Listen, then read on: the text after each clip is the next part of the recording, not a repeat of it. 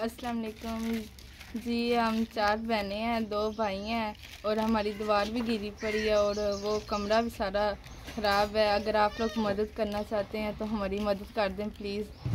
और बहनें बड़ी हैं, भाई छोटे हैं 2, तो इसलिए अबू की वो हड्डी हुई कमर की टूटी हुई है, वो कमा भी नहीं सकते, घर का खर्चे चलाएँ या दीवार करें या कमरा बनाएं। प्लीज़ हमारी मदद कर दें। मियाँ साहब मेहनत मजदूरी करी है, दीवार भी डिग्गी पई है आ बारिशों च, ते कोठे का भी बुरा हाल है, फटियां फुटियां डिग्गियां पियां, बाले डिगे पे ने, ते जे कोई मदद कर सकते मेहरबानी थोड़ी। 4 बच्चियां ने, 2 बच्चे ने, ते जे अस टुक्कर पूरा करिए कि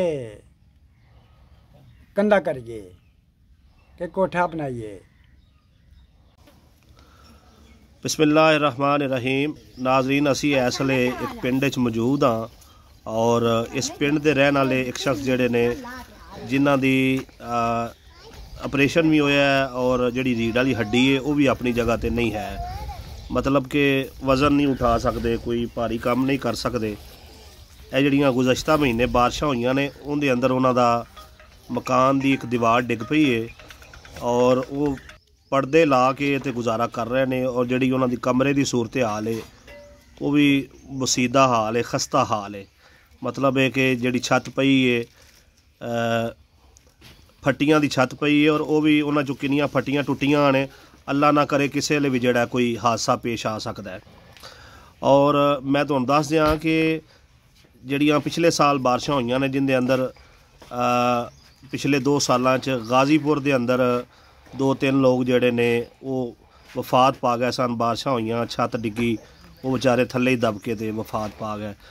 16 चक के अंदर, प्यारे के अंदर, किला गौस के अंदर, त्रिडे वाली के अंदर और इस तरीके दे नाल जेड़ा ढोले दा वाड़ा, इन्हां सारिया पिंडां दे अंदर इन्ह दे वाक़यात हो चुके हैं कि बाज़ लोग वफात पा गए, बाज़ जख्मी हो गए।